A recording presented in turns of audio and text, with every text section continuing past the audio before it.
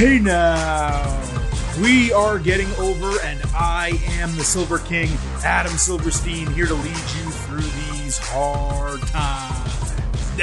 With episode 377 of your favorite professional wrestling podcast. That's right, Getting Over is back once again, and it is Thursday, so you know exactly what that means. We are here to break down the latest, greatest, and I guess worst in many cases, from AEW and NXT. Another absolutely loaded edition of Getting Over and another absolutely loaded week in the world of professional wrestling. And we, of course, are here to bring it all to you. Now, it would not be an edition of Getting Over, you know how this goes, if I did not start the show by reminding you that this podcast is all about Defy. So head on over to Apple Podcasts and Spotify. Drop those 5-star ratings on Apple. Also leave us a 5-star written review to let everyone know why you love listening to the show and telling them why they should subscribe. As I said earlier this week, we have 377 reviews on Apple Podcasts.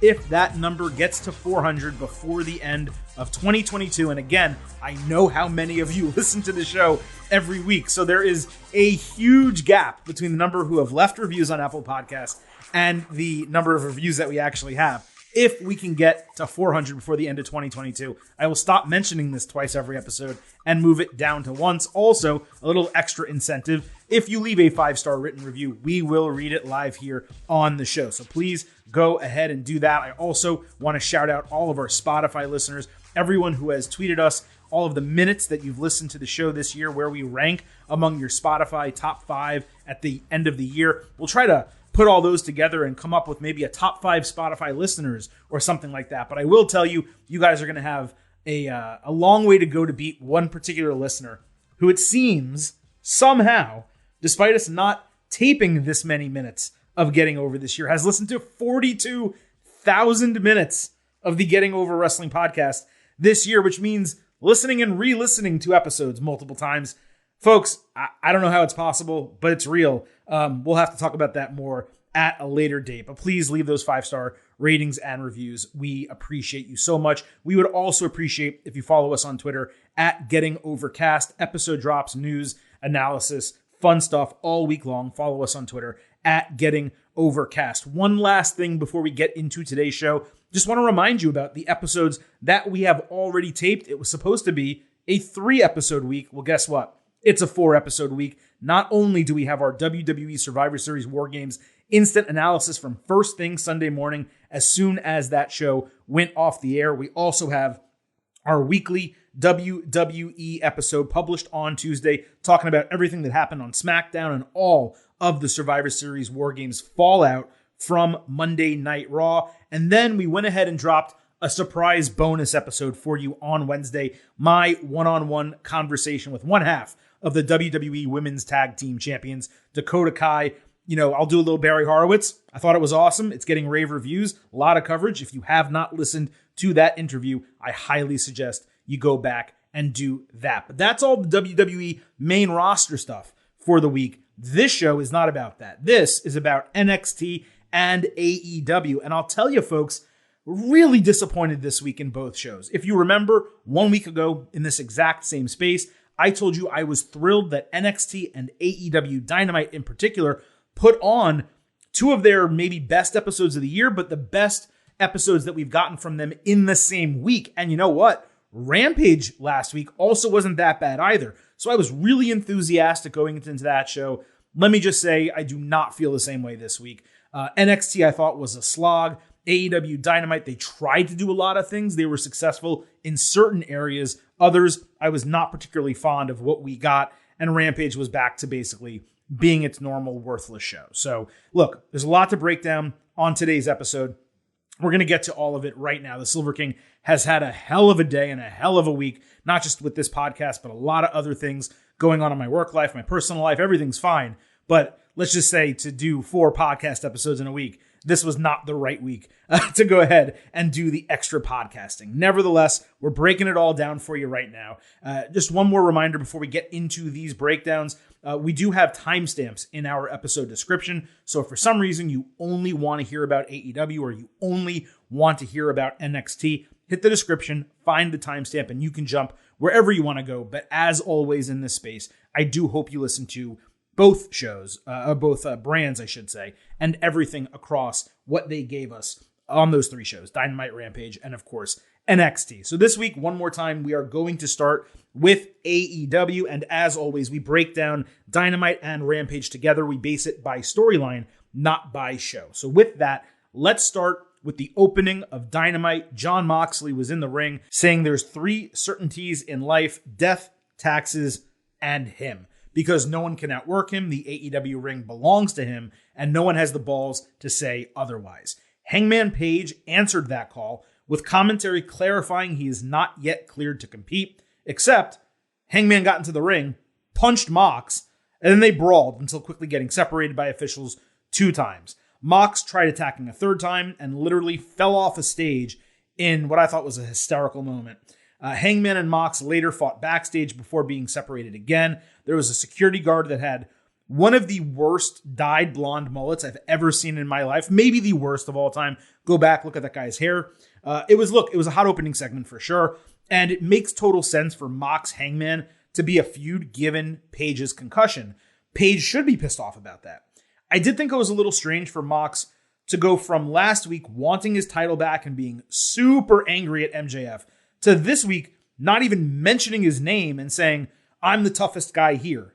So who's left to step to me? You know what I mean? Like, why wouldn't Mox have started by calling out MJF, saying, you're not tough. You would never give me a rematch. In fact, there's no one in this company who is tough enough to fight me. And then Hangman Page comes out. Just really weird to completely overlook that. I thought it was a huge plot hole. Look, my presumption is that this match, Moxley and Page, happens at Winter is Coming. Hangman perhaps even wins.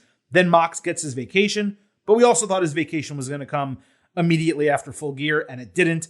Renee Paquette obviously just recently joined AEW. Would it be weird for her to take a couple weeks off, so soon after joining and appearing on TV? Maybe their entire vacation got pushed. I don't know, but obviously there's a real life element to consider here. But again, Mox, Page, the brawl was good. It was probably the most exciting thing that happened on Dynamite, top to bottom. And I do think that we're going to get a really good match when it happens. Again, I presume that will be Winter is Coming. Let's move to the other big topic on Dynamite, which was MJF making his return to the show, his first appearance since winning the AEW championship. So William Regal entered. He introduced MJF. Despite Mox chasing Regal away last week, the reasoning for him being at the show is that Mox was presumably kicked out of the building. But Regal would have had to have been there anyway, and Mox already told him not to come back. So was he hiding in an office, hoping Mox would get into a brawl with Hangman and get let out of the building, therefore he could show his face? All very convoluted. Anyway, fans chanted, "Shut the fuck up," when MJF began speaking. So here we go again with the curse chants from the crowd. He called them uncouth like Regal did last week. And he explained that Regal emailed him supposedly after the firm attacked MJF a few weeks ago. The email said MJF had grown weak, but could be the greatest villain of all time with his help. And if he used brass knuckles instead of the Dynamite Diamond Ring, as it's the only way to leave an imprint on Mox. MJF said he respected the firm for attacking him because he was weak and they exposed that. Then he said the look of the AEW title makes him want to gag because it's tacky and reminds him of all the other champions that were not at his level. So he dumped it out of the ring, and Regal unveiled the exact same championship with a faint Burberry strap on a brown leather background. Tony Schiavone tried to do a Jim Ross, yelling that MJF desecrated the title, but the thing looked 95% the same. It was literally just a different strap. MJF called out fake guys like Eddie Kingston, Ricky Starks, and Bryan Danielson. He promised to be champion until the bidding war of 2024 so he could get the biggest contract in history, and he hoped the right con made that offer, not Tony, but Nick, and of course, Trips. Or he said he would go to Hollywood. MJF then called out fans who cheered his title win, suggesting they will be fickle and call him a boring champion sooner than later. MJF said he will wrestle and defend the title rarely as a special attraction, and it will usually be on pay-per-view. He then said his reign would put those of Hulk Hogan and Bruno Sammartino to shame. MJF then put over Regal with great respect before walking behind him and punching him in the back of the neck with the brass knucks he already had on his hand. Commentary also sold all the neck, back, and brain surgeries that Regal's had to that area over the last, half dozen years or so. MJF then said Regal told him that he had a lot to learn, but Regal was the one who made a deal with the devil. Then Max recited Regal's old email that he read all those weeks ago. He changed the verbiage, obviously, for it to be from MJF. And then he stormed off. Danielson ran down to check on Regal, and trainers put him in a neck brace and on a board before loading him into an ambulance.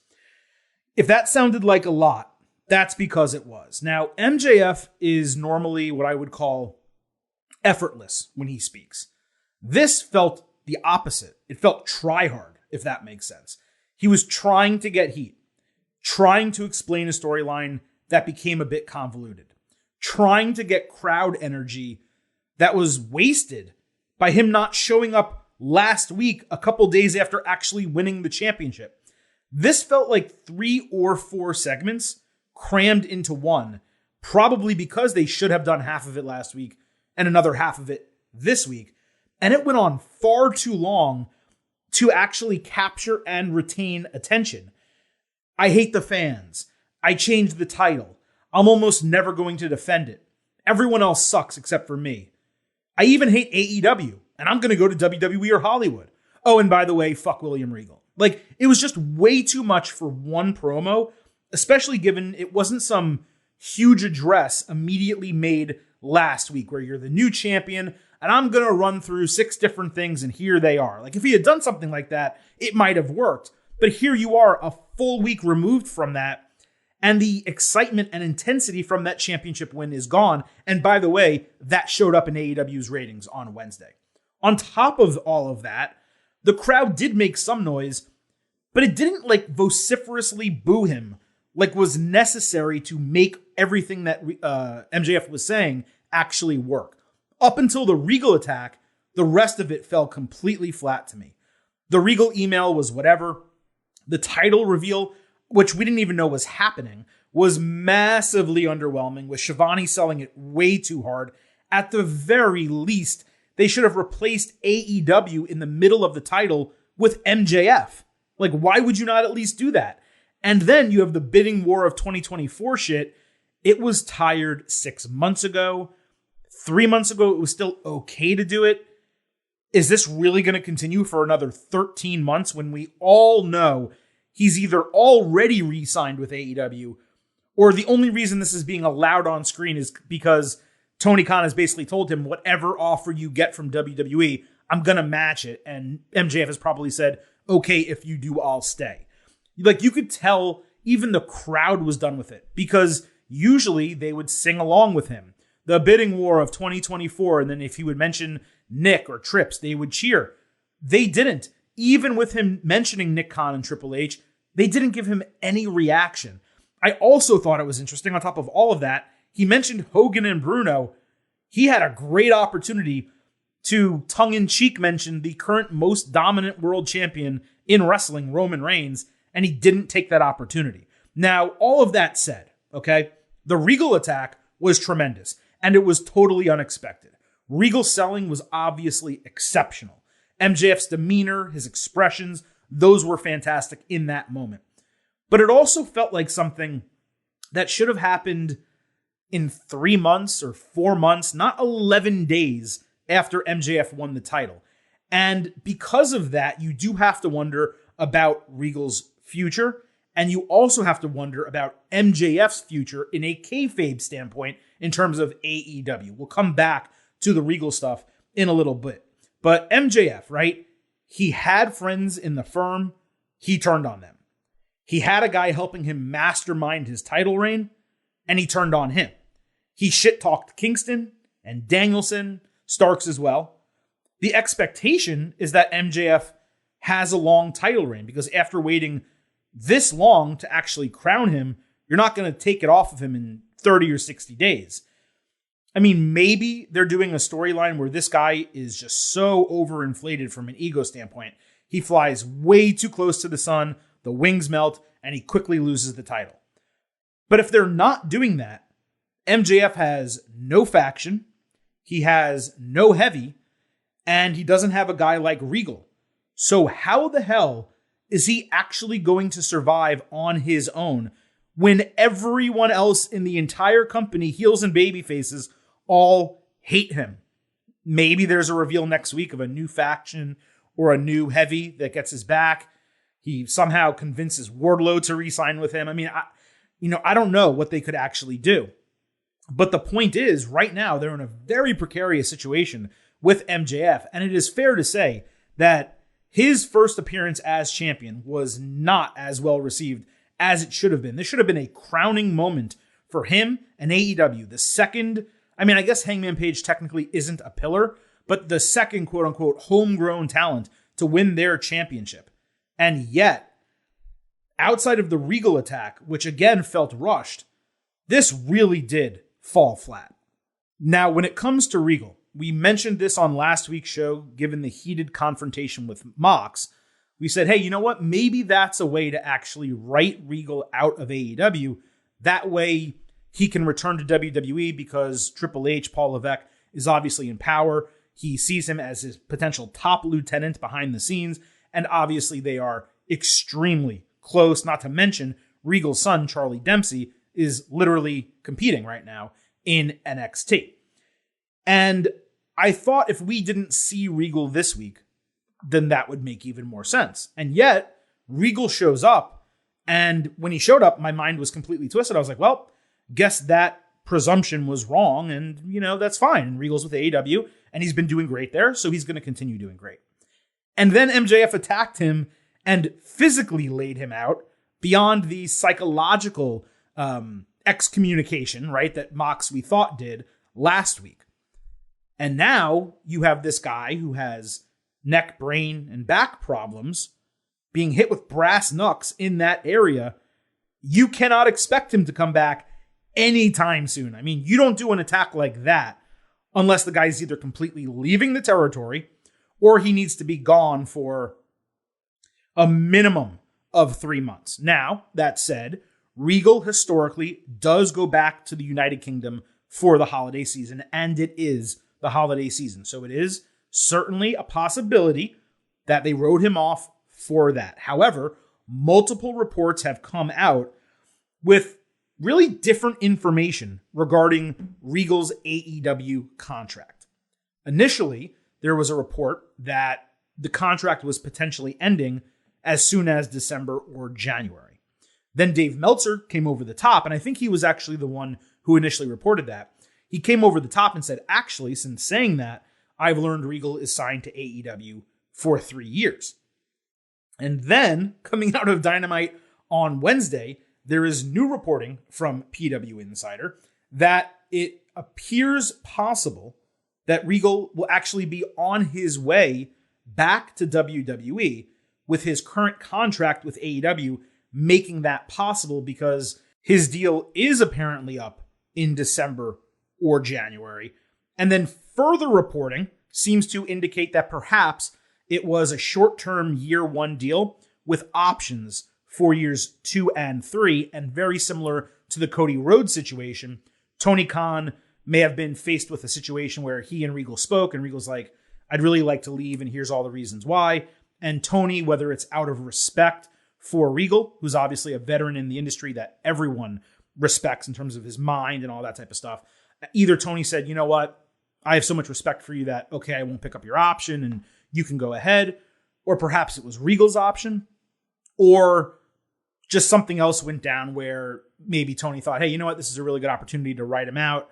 We're breaking up BCC anyway, so let's go ahead and just cut bait and go from there. Why keep someone with our organization when they don't want to be here? This, of course, is something that WWE faced for years upon years when it didn't have competition, and it faced very early when AEW started. They, of course, didn't release people for that reason when they requested releases. They became very frustrated.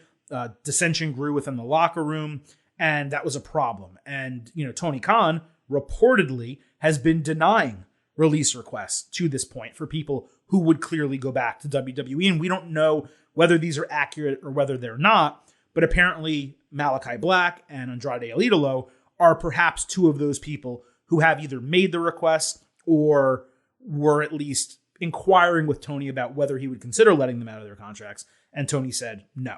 So, whenever it comes to wrestling news reporting and behind the scenes stuff, you can only kind of discuss what's out there unless you can report something yourself. And in all of these cases, I have nothing that I can specifically report on any of it. But when it comes to Regal and potentially going from AEW to WWE, it just makes all the sense in the world, particularly because in WWE, it's not like he's going to show up and be the SmackDown general manager. If he does return, he's going to be in a backstage role. And it's very possible that they came to some type of gentleman's agreement, or perhaps Regal just said to him, hey, you know what? Grant me my release. You can even sign it into the contract that I can't appear on television for 3, 6, 9 months, a year, whatever the case might be. If he does come back, I would expect he would either take a leadership role in NXT and the Performance Center alongside Shawn Michaels, or he might take another leadership role in WWE alongside Paul Levesque, overseeing both the main roster and NXT. So there's just so many different things, of course, that Regal can do, from talent development to creative. It's really endless. That's how talented he is as an individual. So, it's one thing to write someone off 1 week, but to write someone off 2 weeks in a row where you're basically saying, well, he has no one that he can really come back to in the BCC, with the exception of maybe Bryan Danielson as an individual. And he certainly can't come back to MJF.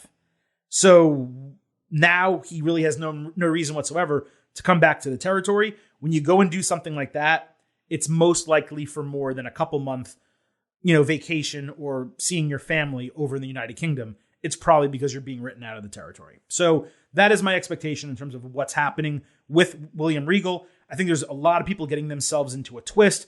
Well, why would he sign a 9-month contract or a 7-month, or why would he have this option? Contracts are different. Everyone signs in a different way. If Tony Khan really wanted Regal, I'm sure he went to him and said, these are my terms, meet them, or I just won't sign. And I'm sure that when Tony Khan offered him a deal, he probably called Paul Levesque and said, hey, this is what I'm being offered. Is there any chance that you guys are going to bring me back? And perhaps Paul said, hey, you know what? There's some shit going down. Why don't you get yourself an out? And if the opportunity presents itself, we'll bring you back, and then you could utilize that. So there's just so many different things that could happen. People getting themselves worked up, not understanding, calling one reporter fake, another one, supporting one reporter over the other. Many of these things can be true simultaneously. It's very difficult to know what exactly is going on behind the scenes without Regal just straight up saying as much. And hopefully at some point when a decision's made, or when he does, lay somewhere, when he eventually falls somewhere, we'll get a more definitive answer on what exactly happened. Let's go away from Regal and all that situation, get back to AEW Dynamite and Rampage. So next week is going to be a Dynamite Diamond Ring Battle Royal. The winner faces MJF for the ring, but apparently not the AEW title. Starks decided to enter the match because he wants everything MJF owns. I initially thought this was going to be a way to get like a good match out of MJF, that so he could win and not have it be necessarily a title defense, and that he could also obviously retain the ring while Starks maybe remains number one contender for Winter is Coming. But now with Starks in the match, he either gets eliminated unnecessarily, or he doubles up on winning the Eliminator and gets a Battle Royal win for no reason whatsoever, because they're not going to give him the championship and the ring. So, why even do it in the first place? He probably could have just challenged for the ring as well, giving the same reasoning. I don't just want the title, I want everything you have, including that ring. I guess we'll need to see the booking before we criticize or praise it. So Starks fought Ari Daivari. Before the match, the Firm came out with Matt Hardy jumping in front and Stokely Hathaway telling him to get in the back because the segment was not about him, it was about Ethan Page. Page said he would win the Battle Royal, take the ring from MJF after Starks lost to him at Winter is Coming. Daivari attacked Starks at the bell. He immediately ate Rochambeau, with Starks winning in 30 seconds. That was it. I don't have any analysis there. On Dynamite, we had Death Triangle, which has 2 wins, against the Elite, 0 wins in the third match in their best of 7 series. This started with an attack on the stage and some choreographed spots like a double rolling cutter. During commercial, there were a ton of big dives outside. The bell rang back from commercial, but no one was in the ring. So they rang the bell with everyone outside. Matt Jackson took out Rick Knox with a dropkick through the ropes. Ray Phoenix stole a bell hammer from Pentagon, who pushed him and stole it back, with Phoenix eating a V-trigger from Omega. The hammer never came into play the rest of the match. Penta then ate stereo super kicks and Omega's signatures, with Omega kicking out at 2.9 after taking a fear factor. When I say there was almost zero tagging, I mean, there were no rules in this match. It was just a tornado match. It was crazy. They just chose basically to go full spot fest. Pac dropped Omega with a great avalanche Falcon Arrow. Nick countered a Casadora into a cutter and bang for your buck. Next was Fear Factor on Matt with a Tope Suicida by Phoenix and Escalera splash by Penta, wiping out everyone else. I think Pac may have botched like a top rope move, but we didn't get to see it. The camera work was terrible throughout this. He also had the worst face mask ever that I've seen a wrestler wear for like athletics. Just, it was moving all over the place. It didn't fit his face. It was horrible. Matt then got knees up on a Black Arrow. He folded Pac over and got the win. Omega cut a promo saying it wouldn't be a sweep, but it was only 2-0 and you need 4 wins. So even if they won the third, it wouldn't have been a sweep. So that didn't really make sense. Anyway, last week we suggested we might be wrong about the best of 7 series because the second match was nearly as much of a banger as the first. This one, for me, allowed me to completely revert back to my opinion. There's no doubting the work rate, the ability, the spots, the entertainment, all of that. This thing was a blast to watch other than the cameras missing half the spots. But there was no storyline other than the very brief hammer spot, no psychology, almost no tagging, almost no selling. It was just spot after spot after spot. I'm not even sure how to grade it. Like 4 stars, A-, just because the work was so good. But that continues the declining quality of these matches. Each one so far has been worse than the one that preceded it.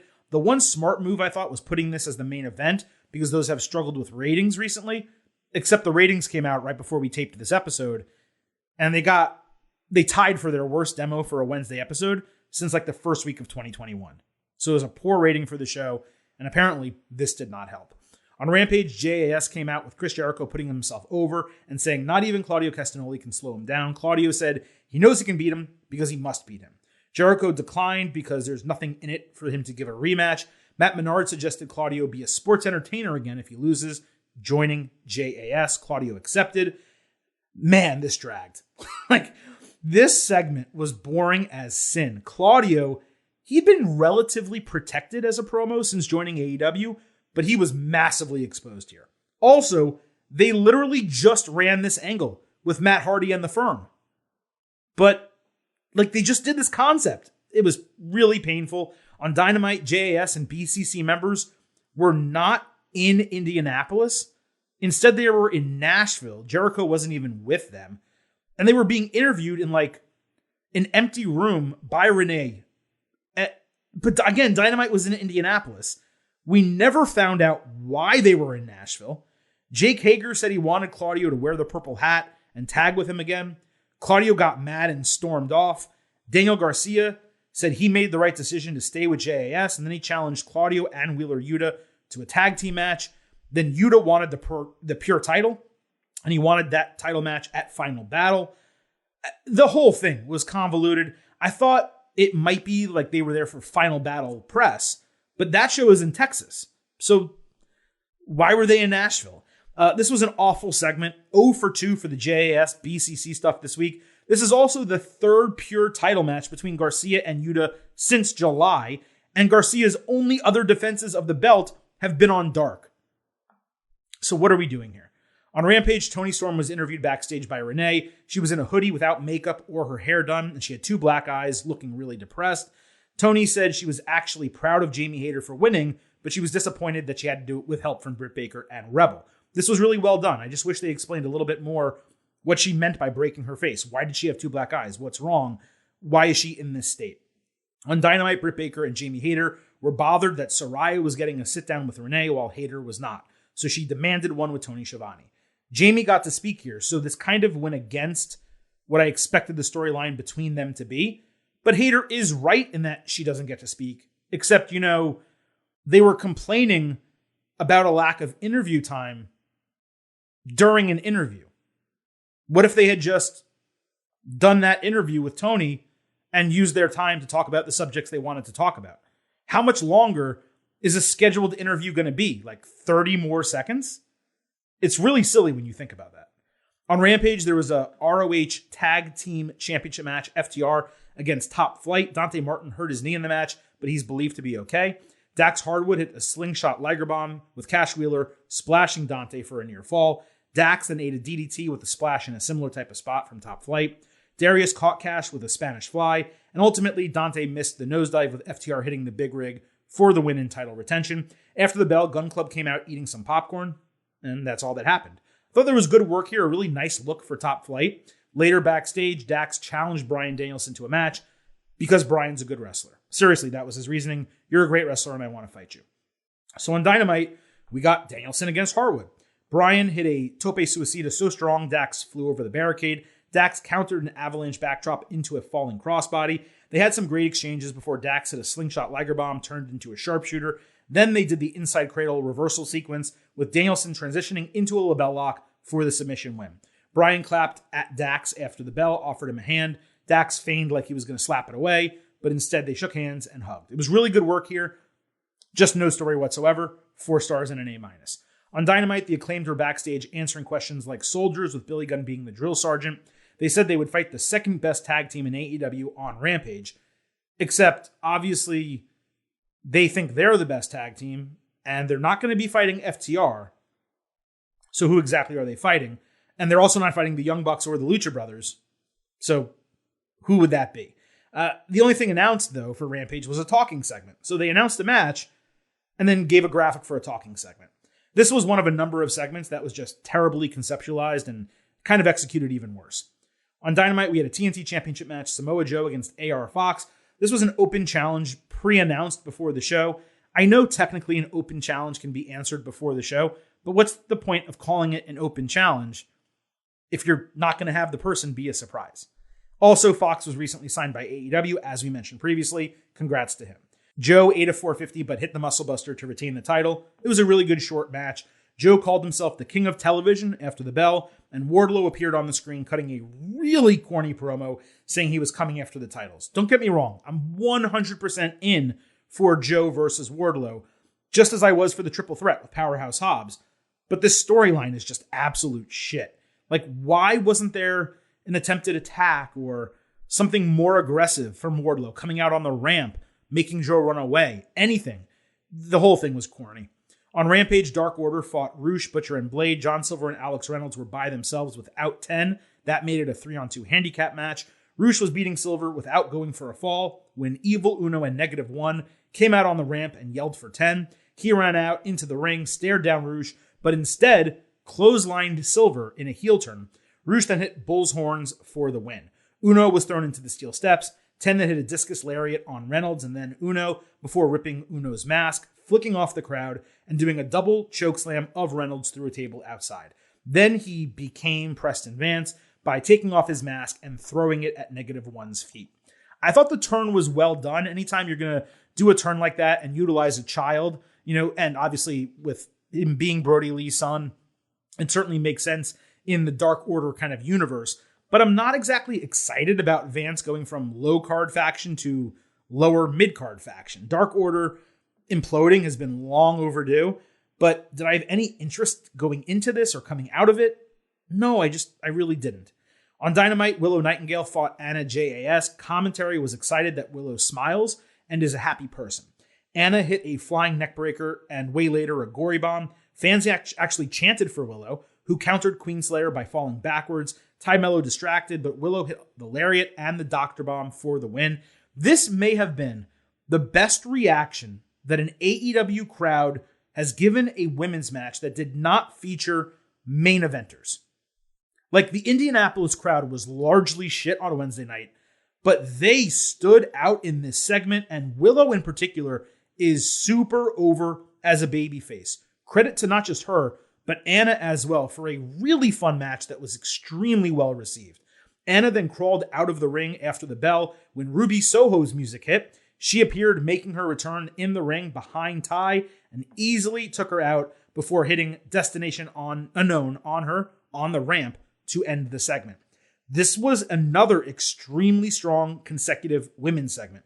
Great to see Ruby back. The entire sequence worked, and obviously her going after Ty makes all the sense in the world. Now, following this, they did 3 straight women's segments, and credit to AEW for actually doing that. It was only one match, but they did do 3 straight women's segments. Jade Cargill came out for a celebration with the remaining baddies, but she was angry that they were hanging out with Red Velvet over the weekend after she was excommunicated last week. She said she's AEW's brightest star and everyone is eating off her. And she definitely looked the part saying that. She was basically wearing a white money bikini in the ring. Then she mentioned Bow Wow, who just so happened to appear on screen, saying he will see her soon. And even though Jade absolutely looked like a star in this segment, let me tell you, this was fucking horrendous. And it was also jammed given no time after the ones we just spoke about. So it's like they're like, hey, we should give the crowd 3 women's segments, but let's jam them all into a really, really tight window where this one just is awful. Nothing happened. There was nothing actionable in the ring. No one gives a shit about Bow Wow, nor should they in 2022. The only thing that could possibly make this meaningful is if it's leading up somehow to a Sasha Banks debut. I mean, you have Bow Wow, obviously a rapper. Obviously, when Lil Bow Wow came up, it was through like Jermaine Dupri, but Snoop Dogg really was the person who initially discovered him in like the late 1990s.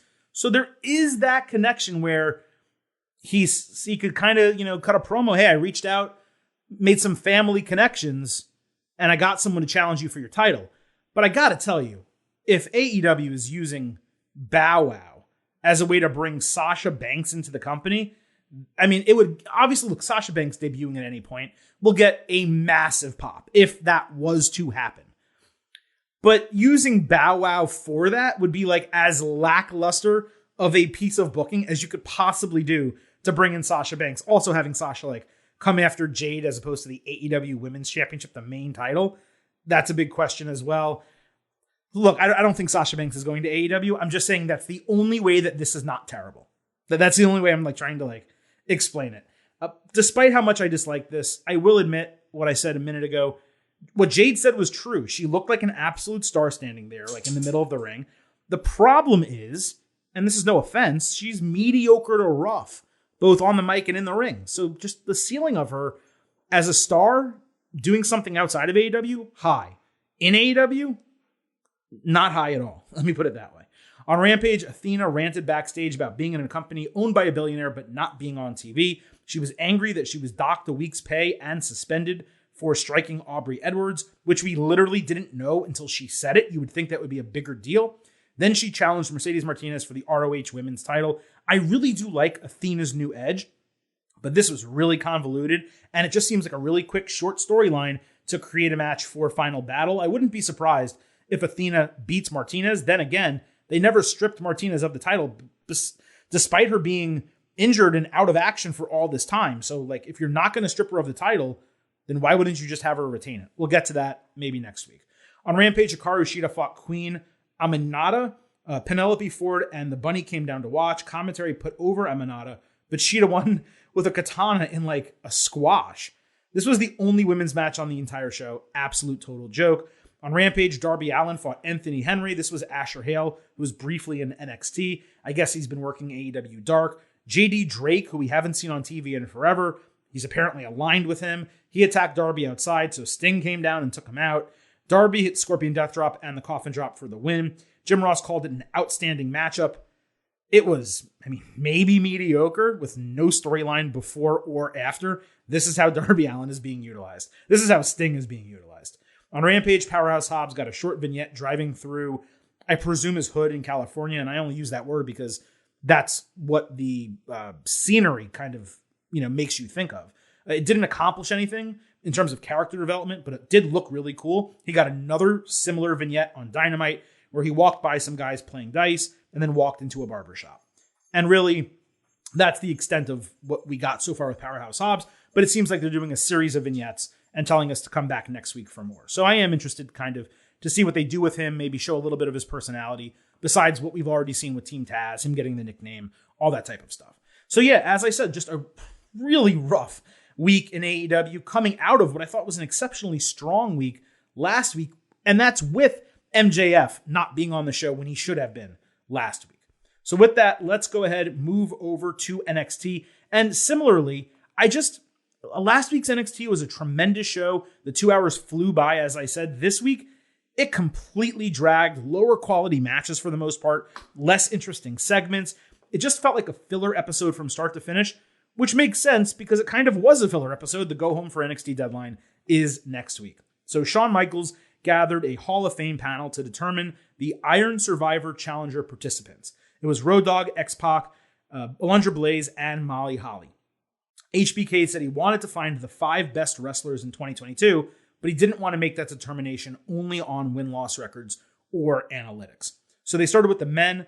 Dogg made the obvious Carmelo Hayes call. Alundra suggested Tony D'Angelo, but they decided injury would hinder him. X-Pac went to bat for JD McDonough. Molly brought up Joe Gacy for beating Cameron Grimes. Dogg wanted Von Wagner, but Blaze said he hadn't been winning recently. X-Pac suggested Axiom, though he has not been cleared, and then appropriately Grayson Waller. So they basically discussed 7 people, 2 of which were injured, though both of those guys either wrestled or said they were returning on NXT this week. Plus, why would you not discuss like Andre Chase, Nathan Frazier, Aro Mensah, Dijak? I mean, there's plenty of other people. It just felt like a really thin field. Later, they spoke about the women. Blaze went for Roxanne Perez, and they put her over really strong. Dogg called for Zoe Stark, and X-Pac actually was surprised Triple H had not already called her up, which I thought was pretty cool that they mentioned that. Molly brought up Indy Hartwell as a similarly ready talent, but Dogg and Blaze both said she may not have it all together yet. X-Pac called out Cora Jade. Dogg brought up Fallon Henley, so X-Pac mentioned Kiana James. Molly pointed out Alba Fire is an obvious one, but Dogg said that she seems to be focused on Isla Dawn. So they brought up 8 overall women here, but they also missed some obvious names, like how about Ivy Nile, who wins a shit ton, Wendy Chu, Tiffany Stratton, granted she hasn't been around, Nikita Lyons, obviously they're pushing really hard. Where are all those names? Now look, I'm critiquing the overlooked names, but these segments were actually great.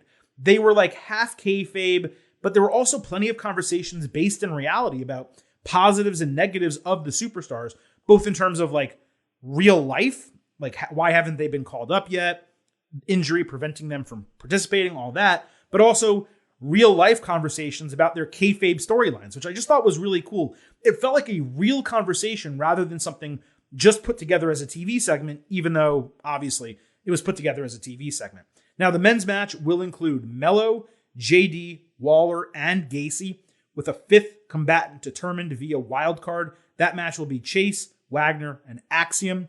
The women's match will include Stark, Jade, Roxanne, and Kiana, with the 5th also coming from a wildcard triple threat involving Wendy Chu, Henley, and Hartwell. Both really strong fields, and really the only 2 I would not have out of the 8 that have already been announced, that I would not have winning out of the 8 that's already been announced, are Gacy and Kiana, especially if Braun Breaker retains the NXT title as expected. But of the 8 names announced, only one of them across the men's and women's matches is a babyface. Like, how did they not consider that when putting it all together? Even if you consider Mello a tweener, that's just ridiculous. Roxy, as the lone babyface in the women's match, seems to make it obvious that she's going to win it. She wins the challenge. She beats Mandy Rose to stand and deliver. I've already talked numerous times about why she shouldn't be the one to beat Mandy Rose. It really seems like that's the direction they're going. The men's match is less obvious. Maybe Mello, if Breaker retains, so he can win the title at Stand and Deliver as a heel over Braun.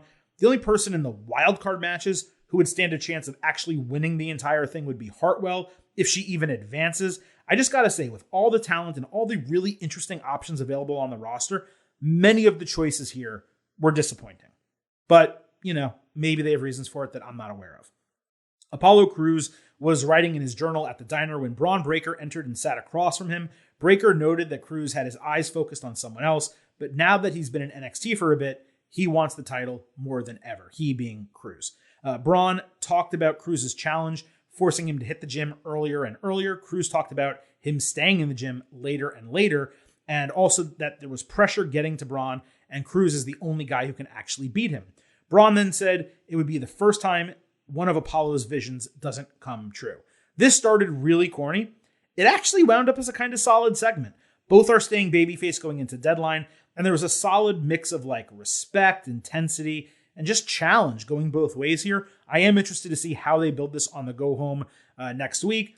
I'm more excited for this match than I thought I was going to be. And Cruz is like Braun's best opponent, maybe since like Dolph Ziggler, in terms of like actually someone who might take the championship off of him. Toxic Attraction had a scheduled match against Kaden Carter, Katana Chance, and Nikita Lyons. As Lyons was making her entrance after the KCs, Zoe Stark took out her right leg and then beat the shit out of her, forcing the KCs to support Lyons to the back. Toxic mocked them from a side stage. Lyons later said she was fine and said nothing would stop them while getting her knee checked. This match ended up restarting as the main event, and Lyons got a late hot tag. Carter got thrown into the steps. Chance jumped off them to crossbody Gigi Dolan, only to eat kissed by a rose from Mandy. Lyons' knee gave out when she tried a roundhouse kick with Mandy on the apron. Lyons then moved out of position when Toxic hit high-low to end the match. Stark stared down from the crow's nest, making fun of Lyons, and the show ended. I cannot believe Toxic has been a team for this long, and they're still using the most basic finisher that like a dozen teams in WWE use. And by the way, plenty of teams elsewhere as well. If I had the book, no tag team would use a variation of high-low as their finisher. It's a huge pet peeve of mine.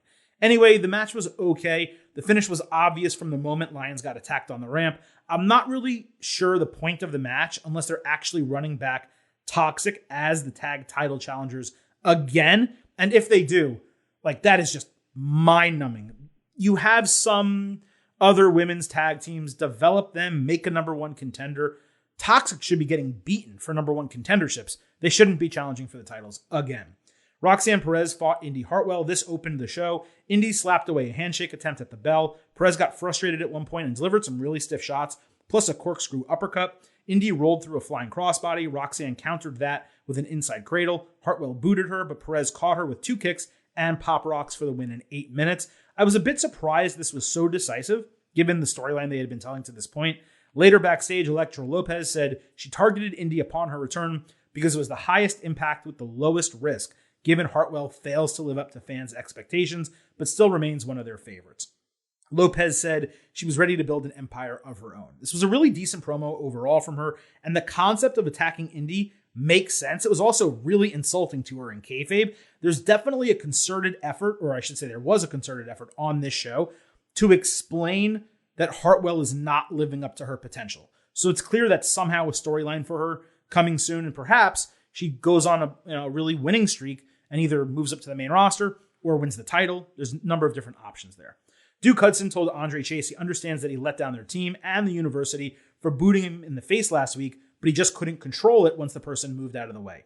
Hudson said he got a ton of signatures from the student body to get Chase in the Iron Survivor Challenge. Chase was against that. Grayson Waller stepped up to talk shit to both of them. Thea Hale lost her shit when he did that, and Hudson decided to fight Waller. So he had Hudson against Waller later in the show. Hudson fought from under, but hulked up and went on a run when he nearly booted Hale in the face outside. He breathed a sigh of relief that he was able to stop himself, and he said, "I can stop the boot when I need to," which flew directly in the face of what he told Chase earlier in the show. He eventually ate a rolling cutter from Waller back inside and lost in 6 minutes. Waller talked shit after the bell and celebrated in front of the student section while telling Chase he was right about Hudson, like right to be curious about him. Really smart way to like sow further doubts in Hudson's intentions while getting Waller a win. This continues to be entertaining. It was actually one of the best things on the show. Dijak had his return match against Dante Chen.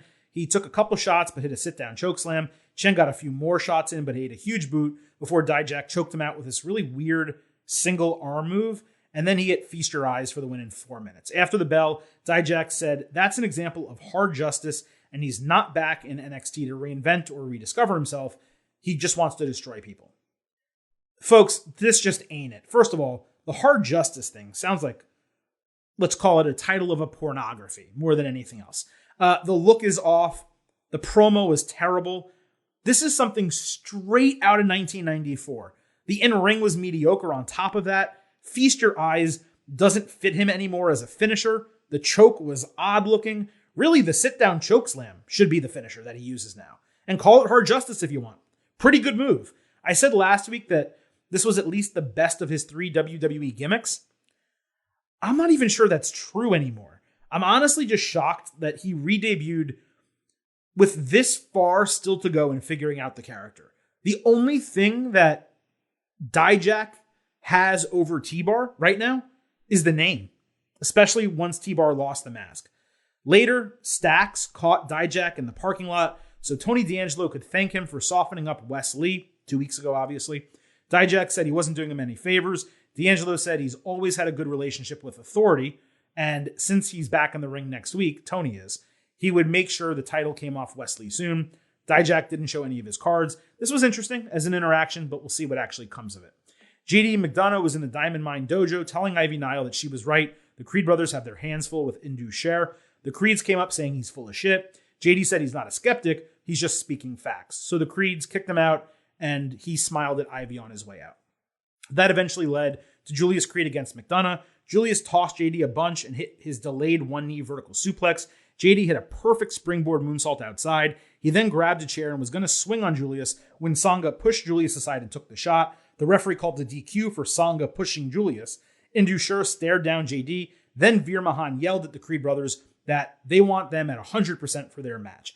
It was a unique bit of booking. Like, we could see Julius show out. Neither guy took a real loss. And Indus Sher basically proved they're more tweeners than heels because they really want to fight these guys at 100%. The match is definitely being built up to be a big deal, but it's just not based on much. So I kind of want a little bit more from this next week. Alba Fire caught a taped promo behind some fire, as always, saying the spirits that told Isla Dawn to attack her must be against her. Alba then basically threatened her because Dawn kept her from keeping the promise that she made to win the NXT Women's Championship. This was fine, nothing special. Pretty Deadly said they will tell their own Christmas story next week. Here's a Christmas story I would like. Finding some number one contenders for the champions, given none exist right now. That's a Christmas story I would like to hear. Mackenzie Mitchell was not pleased to be interviewing Javier Bernal, who convinced her to put their past behind them. Bernal then started hawking awful merchandise that led Mackenzie to run away when his cologne that he sprayed smelled up the area. Axiom stepped up because Bernal had basically been mentioning his name over the last couple of weeks wanting to fight. He said he's cleared and he's ready to fight Bernal, who was shocked and surprised at that information. So he ended up getting Axiom against Bernal. Vic Joseph was on one during this match. He mentioned Mantar, Techno Team 2000. That popped me huge. Bernal hit a Liger Bomb. Axiom reversed a figure 4 leg lock. He sold his injured knee all match. Axiom added a great flying clothesline, but he missed Golden Ratio with Bernal nailing a spike DDT. Axiom then hit a double underhook superplex, followed by the Golden Ratio, which is like a Claymore-style super kick. Really cool move, and he got the win. Malik Blade was broken up about his torn sweater vest when Idris Enofe and Odyssey Jones got his back. Blade said he was angry because it was actually his dad's vest, and the guys told him to turn that anger into aggression. Blade agreed, but he told the guys he didn't want any backup for his match. So we got Blade against Von Wagner, who obviously tore up the vest last week. Blade ate Wagner's really shitty finisher after being caught with double knees on a frog splash attempt. Wagner went to attack when Enofe and then Jones saved him. I assumed the purpose of this was to give Wagner a win ahead of the Iron Survivor Challenge, but even though he was not announced for the event, he's in that triple threat next week, so I could definitely see him winning it. Then again, Axiom's also in that triple threat, and he won as well, so it'll be curious to see who they choose. Fallon Henley fought Kiana James. Kiana was getting beat, so she brought her bag in the ring. She threw it at Fallon, who caught it in a distraction, only to get taken out with a couple moves in the 401k finisher in 10 minutes. Not a good match, not a good finish. I do like the finisher and the name of it, but that's the only thing I have that's nice to say about this one. There was also a vignette for Lyra Valkyra, I think is how they're saying her name, who's Aofi Valkyrie from NXT UK. She ran into the woods and was wearing like feathers and stuff. It was really weird. She's super talented in the ring. So I assume we're going to see her in NXT UK soon, maybe at Deadline, maybe the NXT episode after Deadline. So that'll be cool to get her on the NXT roster in the United States. And really, that's it this week across AEW and NXT. We obviously had a ton to talk about on today's show. Next week, we will do an NXT Deadline Ultimate Preview. Now, whether that is a separate episode or part of the weekly AEW episode, that remains to be determined. It's going to be based probably on my schedule and how much time I have.